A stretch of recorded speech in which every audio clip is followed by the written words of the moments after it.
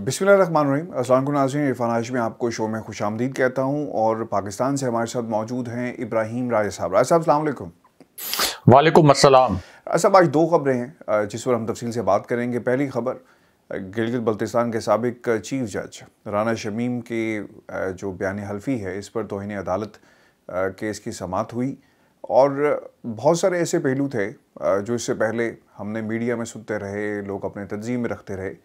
अब एक नया पर्सपेक्टिव मिल गया इस केस को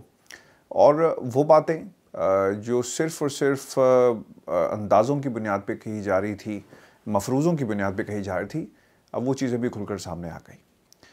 और इसका सबसे अहम पहलू, एक तो सवाल उनसे ये किया गया कि आपने इस बयान हल्फी को लंदन में ही क्यों देना मुनासिब समझा और लंदन जाने का बुनियादी मकसद क्या था। और क्योंकि इसमें अदालत चाहती तो ये सवाल कर सकती थी कि शायद किसी शख्स के कहने पर, लेकिन जो अदालत ने जो सवाल रखा है इनडायरेक्टली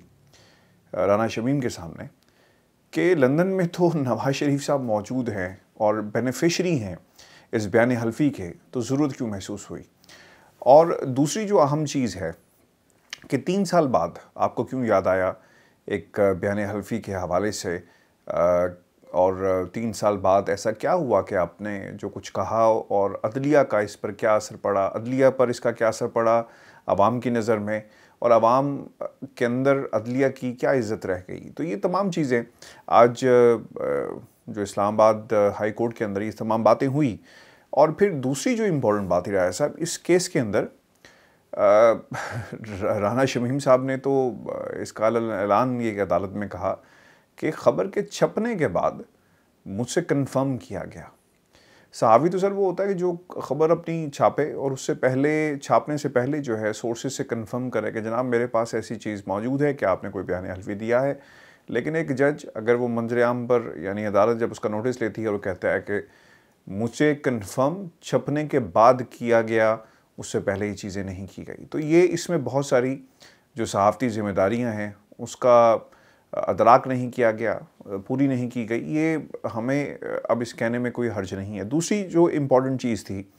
और अटॉर्नी जनरल ऑफ पाकिस्तान इस पर बार बार अदालत के अंदर भी कहते रहे कि इसको अदालत में पेश किया जाए उस बयान हल्फी को। और पहले जो हम सिर्फ मफरूज़ों की हद तक ये बात हो रही थी कि शायद होम ऑफिस को ये बयान हल्फी देना है नवाज शरीफ की एक्सटेंशन के मामले के ऊपर, और होम ऑफिस इसके मामले को बड़ा करीब से देख रहा है। तो अब होम ऑफिस के पास अगर ये दिया गया, या ये जो बयान हल्फी है जो नोटराइज था, यानी एक ही कॉपी थी जिसको यहाँ पर अगर जमा करवाया गया है तो वो कहाँ पर है। तो अटॉर्नी जनरल बार बार ये बात कर रहे हैं कि इसको अदालत के अंदर पेश किया जाए। तो ये भी एक बड़ी इंपॉर्टेंट चीज़ है। अच्छा, आखिर में आपके कमेंट पे जाने से पहले मैं अपने सुनने वालों को ये ज़रूर सामने ये चीज़ रखना चाहता हूँ कि अब बात ये हो रही है कि शायद राना शमीम साहब के साथ भी राय साहब हाथ हो गया है, क्योंकि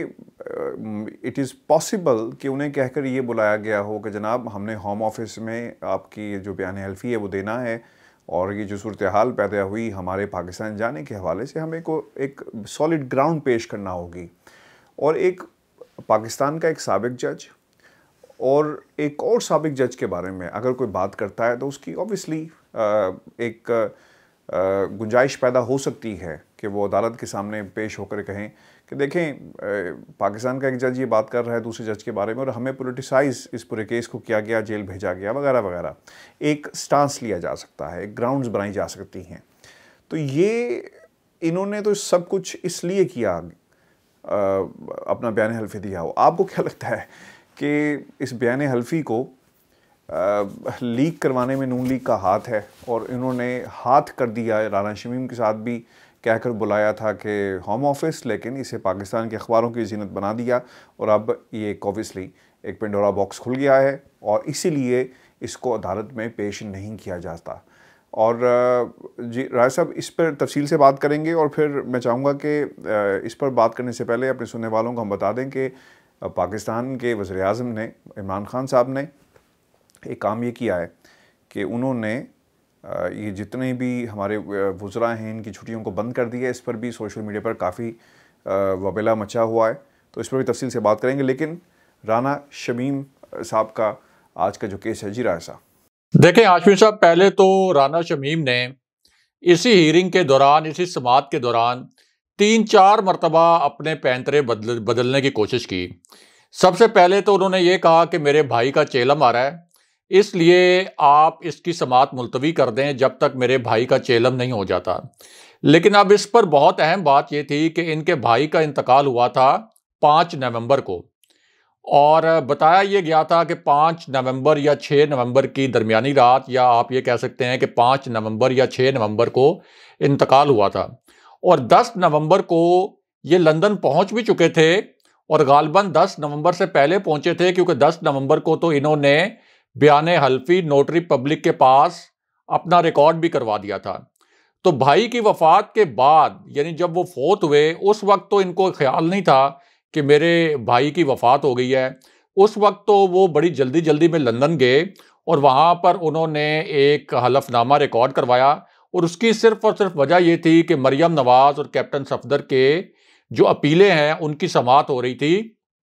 इस्लामाबाद हाई कोर्ट में, और जो बेंच इन अपीलों की समाअत कर रहा था उस बेंच का हिस्सा थे जस्टिस आमिर फारूक। इसलिए ये इल्ज़ाम लगाना उस वक्त बड़ा ज़रूरी हो गया था कि जस्टिस आमिर फारूक को जस्टिस आकिब निसार ने यह हदायत की थी कि मरियम नवाज और मियां नवाज शरीफ को आपने इलेक्शन से पहले जेल से बाहर नहीं आने देना।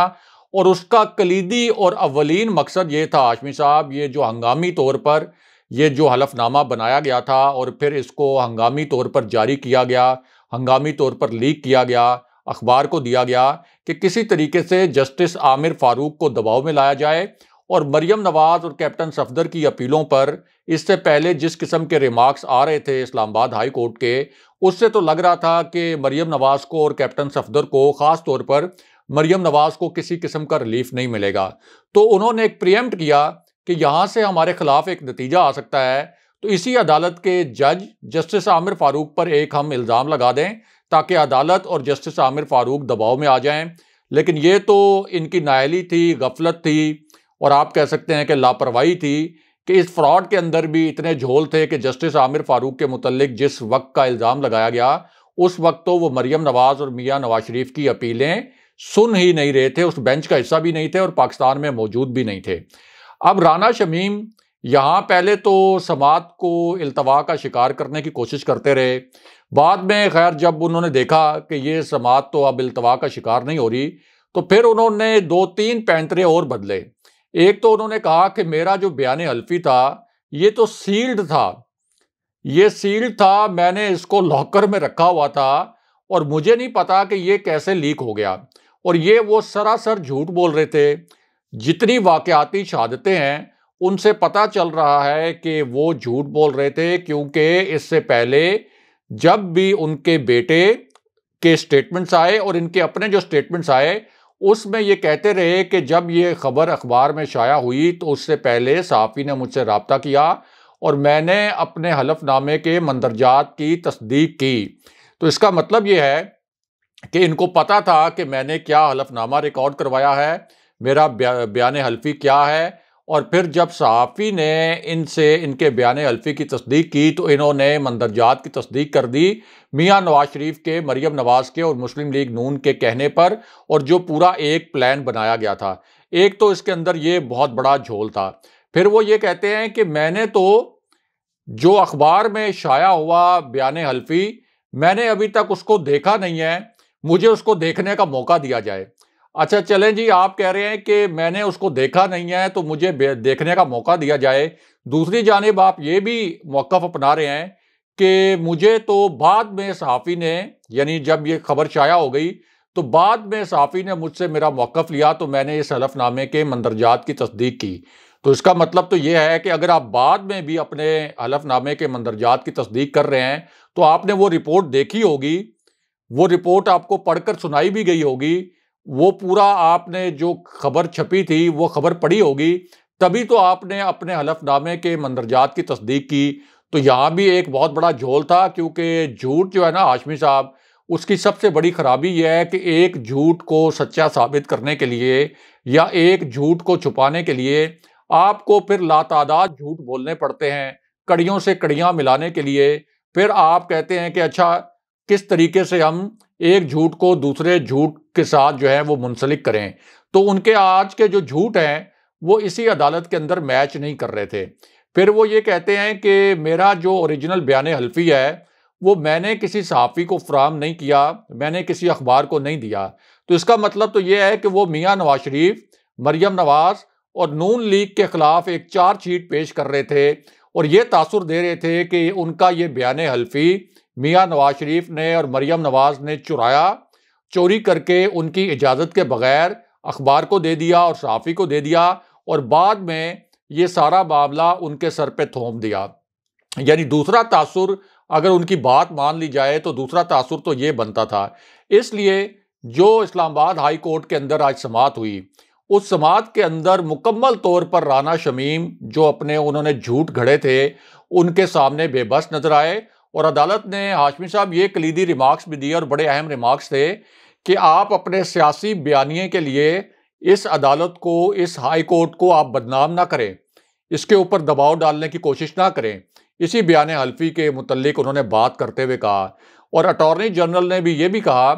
कि इस बात को रिकॉर्ड पे लाया जाए और इसको रिकॉर्ड का हिस्सा बनाया जाए कि ये कह रहे हैं कि मैंने तो जो बयान हल्फी है उसको पढ़ा ही नहीं, यानी जो बयान हल्फी शाया हुआ था। और दूसरा, उनको 3 साल पुरानी बातें तो याद हैं, यानी जो नाम नेहाद उन्होंने इल्ज़ाम लगाया था जस्टिस साकिब निसार पर और जस्टिस आमिर फारूक पर, तो इनकी यादाश्त उस मामले में तो इतनी तेज़ है कि वो सारी बातें तो याद हैं। लेकिन अब वो ये कहते हैं, जब उनसे उनके हलफनामे के मुतल्लिक पूछा गया तो उन्होंने कहा कि मुझे देखना पड़ेगा कि मैंने उस हलफनामे में क्या चीज़ें लिखी थीं और मैं उस हलफनामे को देखकर और अखबार की रिपोर्ट देखकर ही कोई तहरीरी जवाब जमा करा सकूंगा। यानी जो हलफनामा 10 नवंबर को, आज से सिर्फ 20-21 दिन पहले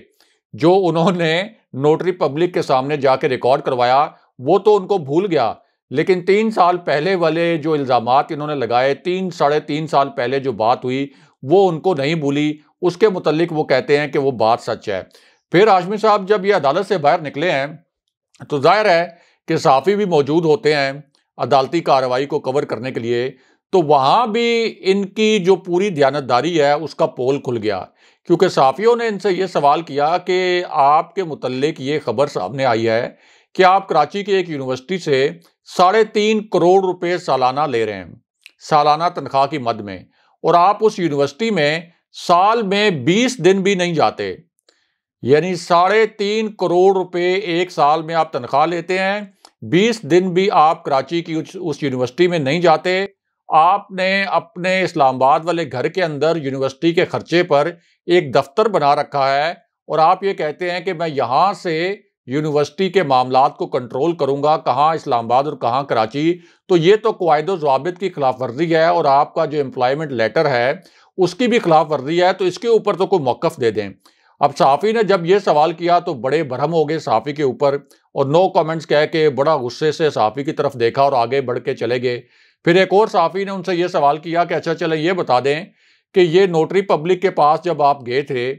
तो शरीफ ख़ानदान ने तो ये एतराफ़ कर लिया है कि शरीफ ख़ानदान के अरकान आपको लेकर गए थे और मियाँ नवाज शरीफ से भी आपकी मुलाकातें हुई थी। तो अगर आपका ये हलफनामा आप समझते हैं कि आपने ये बयान हल्फी खुद जमा कराया है, आज खुद आपने रिकॉर्ड करवाया है, तो फिर क्या ज़रूरत थी मियाँ नवाज शरीफ से मुलाकातें करने की और साथ ही उनको साथ लेके जाने की नोटरी पब्लिक के दफ्तर में? तो इसका भी उन्होंने कोई जवाब नहीं दिया। फिर तीसरा सवाल उनसे ये किया गया कि आपने जो इल्ज़ाम लगाया जस्टिस आमिर फारूक पर, यानी जस्टिस साकिब निसार पर तो इल्ज़ाम लगाया ही लगाया, साथ ये भी इल्ज़ाम लगा दिया कि जस्टिस आमिर फारूक ने जवाब में जस्टिस साकिब निसार को ये यकीन दहानी करवा दी थी कि हाँ ठीक है, आपके कहने पर मैं मरियम नवाज और मियाँ नवाज शरीफ को इलेक्शन से बाहर नहीं आने दूंगा। तो इसके मुतल्लिक भी उनसे सवाल किया गया कि जस्टिस आमिर फारूक तो उस वक्त उस बेंच का हिस्सा ही नहीं थे जो मरियम नवाज और मियाँ नवाज शरीफ की अपीलों की समाअत कर रहा था, तो आपने इतना बड़ा इल्ज़ाम कैसे लगा दिया जस्टिस आमिर फारूक पर और आपके हलफनामे में इतना बड़ा झोल कैसे है? तो उसका भी कोई जवाब नहीं दिया। हालांकि उनके पास अदालती फोरम भी मौजूद था, बाहर मीडिया का फोरम भी मौजूद था और सबको पता है, खुद मुस्लिम लीग नून को भी पता है, इसलिए मुस्लिम लीग नून इस मामले में फरीक नहीं बनी। अदालत ने यह भी कहा था कि जिनके मुतल्लिक यानी वो शख्सियात और अदालत का इशारा था कि मियां नवाज शरीफ और मरियम नवाज जिनके केसेस के मुतल्लिक ये हलफनामा है वो तो कोई दिलचस्पी नहीं दिखा रहे कि वो इस केस में कोई फरीक बने। तो राना शमीम और इस वक्त जो मरियम नवाज और इस हलफनामे के जो मास्टरमाइंड थे वो मुकम्मल तौर पर एक्सपोज हो गए हैं। इनको अब मुंह छुपाने की जगह नहीं मिल रही, इनके उल्टा ये हलफनामा गले पड़ गया है और अब नून लीग इस हलफनामे के हवाले से सवालात के जवाबात भी नहीं देती और इग्नोर करती है, नज़रअंदाज करती है, क्योंकि उनको पता है कि ये जो हलफनामा है इससे पता चल गया कि नून लीग की जो जालसाज फैक्ट्री है जिसके अंदर ये जालसाजी करते हैं, दुनिया की शायद सबसे, आप ये कह सकते हैं कि अपनी तरफ से तो उन्होंने सोफिस्टिकेटेड किस्म की फैक्ट्री बनाई हुई है, लेकिन उसके अंदर भी ऐसे लूप होल्स छोड़ देते हैं कि कहीं ना कहीं ये पकड़े जाते हैं। तो इस वजह से अब नून लीग इस बयान हल्फी से पीछे भाग रही है और ये कह रही है कि अदालत जाने और राना शमीम जाने, हमारा कोई ताल्लुक नहीं है और हम बराह रास्त अदालत में नहीं जाएंगे और फरीक नहीं बनेंगे। साहब, ये इमरान खान साहब ने जो तमाम वज़रा को हिदायत जारी की है कि 3 माह के लिए कोई भी गैर मुल्की दौरा नहीं किया जाएगा और अपनी वजारतों पर तवज्जो दी जाए। सोशल मीडिया के ऊपर काफ़ी ज़्यादा इसके ऊपर शोर मच रहा है कि शायद इसके पीछे कोई और राज है। तो बताएं सर, राज क्या है? इमरान खान ने क्यों कहा अपने वज़रा को कि मुल्क के अंदर रहें, अपनी वजारतों पर तवज्जो दी जाए और मुल्क को बहुत सारे चैलेंजेस का सामना है अगले 3 माह के अंदर, इसलिए उनकी प्रेजेंस बड़ी ज़रूरी है। जी राय साहब। देखिए हाशमी साहब, मुस्लिम लीग नून और पीडीएम के जो करीबी हल्के हैं वो इस किस्म की अफवाहें फैला रहे हैं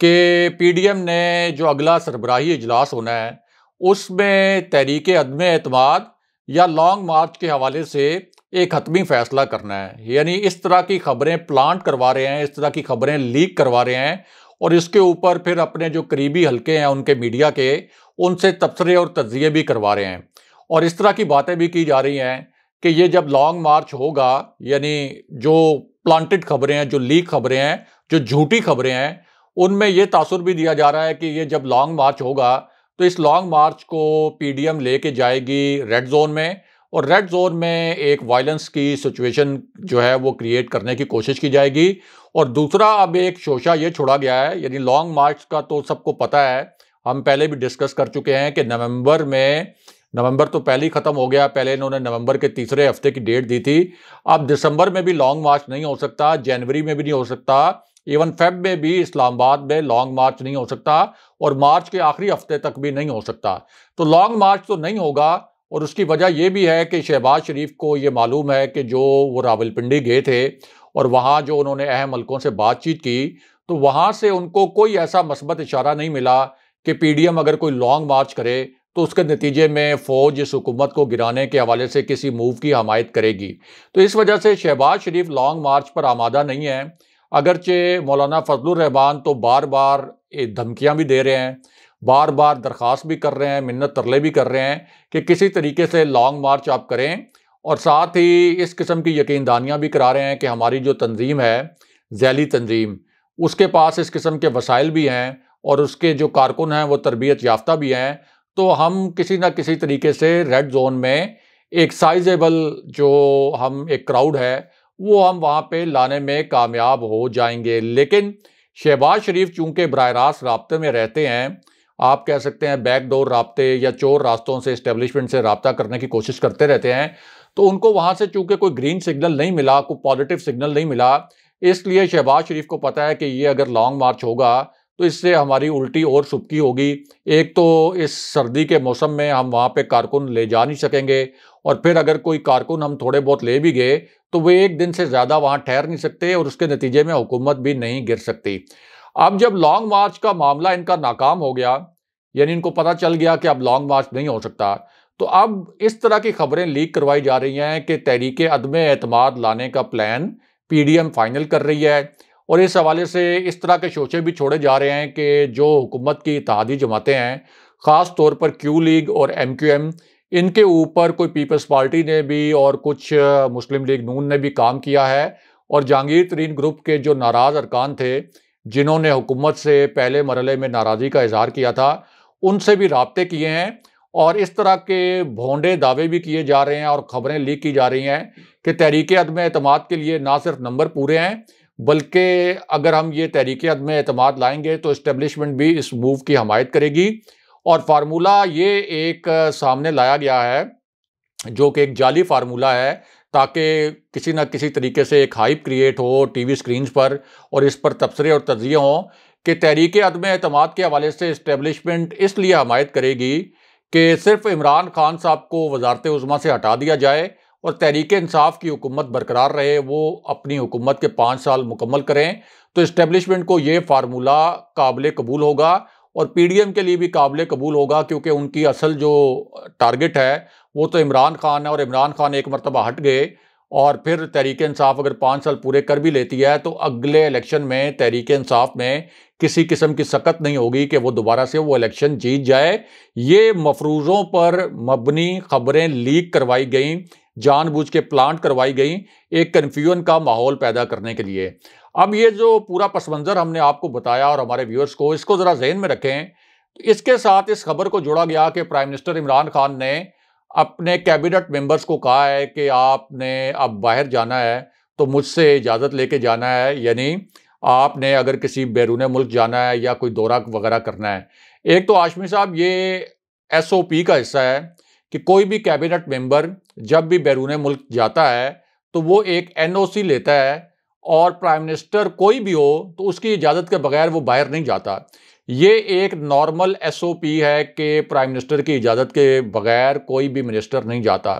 दूसरा, ये जो बरतानिया में अभी एक कॉन्फ्रेंस हुई थी जिसमें ज़रताज गुल भी गई हुई थी, अमीन असलम भी गए हुए थे, और फिर रियाज फतियाना ने कुछ इस तरह के इल्ज़ामात लगाए कि वहाँ पे ज़रताज गुल और अमीन असलम के दरमियान कोई चपकलिश वगैरह थी, और इस तरह के इल्ज़ामात लगाए कि ज़रताज गुल फिर वहाँ से नाराज़ होके वापस आ गई थी। अगरचे बाद में ज़रताज गुल और अमीन असलम ने दोनों ने इसकी तरदीद कर दी थी और रियाज फतियाना को एक शो का नोटिस भी जारी हो चुका है। तो इस पूरे कॉन्टेक्स्ट में ये जो बात की जा रही है कि कोई तहरीक अदम एतमाद आने वाली है या प्राइम मिनिस्टर इमरान खान को ये खदशा है और ये ख़तरा है कि तहरीक अदम एतमाद आ जाएगी अचानक, और तहरीक अदम एतमाद अगर अचानक आई तो हमारे मेंबर पूरे होने चाहिए, ये बिल्कुल एक बेबुनियाद बात है, और उसकी मैं आपको रीज़न भी बताता हूँ। एक तो तहरीक अदम एतमाद कभी भी ये नहीं होता कि अगर अपोजिशन किसी भी हुकूमत के ख़िलाफ़, स्पीकर के ख़िलाफ़ या किसी प्राइम मिनिस्टर के ख़िलाफ़ तहरीक अदम एतमाद लेके आए, तो ये नहीं होता कि ये उसी दिन उसके ऊपर वोटिंग होती है। ये कभी भी नहीं होता। एक आपका आइन के तहत टाइम फ्रेम होता है, उसके बाद उस टाइम फ्रेम में, यानी ये नहीं है कि अगर आज कौमी असम्बली में हुकूमत के अरकान कम हैं तो उसी वक्त अपोजिशन कोई दाव लगाकर तहरीक अदम एतमाद पेश कर दे और उसी वक्त उसके ऊपर वोटिंग हो जाए और पता लगे कि जी प्राइम मिनिस्टर को हटा दिया गया या स्पीकर को हटा दिया गया। उसके लिए एक टाइम फ्रेम होता है, और टाइम फ्रेम के बाद फिर उसके ऊपर वोटिंग का ऐलान किया जाता है कि फ़लाँ दिन इसके ऊपर वोटिंग होगी। और ज़ाहिर है कि अगर तहरीक अदम एतमाद किसी भी प्राइम मिनिस्टर के ख़िलाफ़ आए तो अगर हुकूमत के अरकान उस वक्त और उसके इत्तेहादियों के अरकान, इत्तेहादी जमातों के अरकान अगर बैरून मुल्क भी मौजूद हों तो बहुत टाइम होता है उनको वापस बुलाने के लिए। तो ये एक गलतफहमी है कि शायद इस वजह से प्राइम मिनिस्टर इमरान खान को खदशा है कि उनके खिलाफ तहरीक अदम एतमाद आ जाएगी, और इस तरह की गलतफहमी फैलाई जा रही है कि अपोजिशन किसी भी वक्त तहरीक अदम एतमाद पेश करके उसके ऊपर वोटिंग करा लेगी। ये आइनी तौर पर नहीं होता, ये आइनी तौर पर मुमकिन नहीं है कि आप तहरीक अदम एतमाद पेश करें और उसके फ़ौरन बाद वोटिंग हो जाए। तो बहुत टाइम होता है बैरून मुल्क से अपने कारकुन, अपने जो अरकान असम्बली है उनको वापस बुलाने के लिए। इसका कॉन्टेक्स्ट सिर्फ आप ये देखें तो वो कॉन्टेक्स्ट ये है कि एक तो ज़ाहिर है कि हुकूमत अपने आखिरी फ़ेज़ में, आखिरी साल में जा रही है, यानी उनका तकरीबन अब 1.25 साल का, 1 साल का टेन्योर रह गया है। इस 1 साल के अंदर प्राइम मिनिस्टर चाहते ये हैं कि तमाम जो वज़रा हैं वो फोकस करें ज़्यादा से ज़्यादा अपनी मिनिस्ट्रीज़ के ऊपर, और वहाँ वो जो उनको टास्क दिए गए थे वो टास्क पूरे करें, और बैरूनी दौरे वगैरह वो बिल्कुल कम कर दें। दूसरा, इसको आप बरतानिया में जो कॉन्फ्रेंस के हवाले से कंट्रोवर्सी पैदा हुई थी, आप इसको उसके कॉन्टेक्स्ट में भी देख सकते हैं। और तीसरा, ये एक नॉर्मल एसओपी भी है कि जब भी कोई वजीर जाता है बाहर, चाहे प्राइम मिनिस्टर कोई भी हो, तो प्राइम मिनिस्टर की इजाज़त दरकार होती है। बहुत शुक्रिया राय साहब। व्यूअर्स, जी हमारा आज के शो तो अपने कमेंट जरूर भेजिएगा, चैनल को सब्सक्राइब करना मत भूलें। मुझे और इब्राहिम राजा को इजाज़त दीजिए। अल्लाह ने के बाद।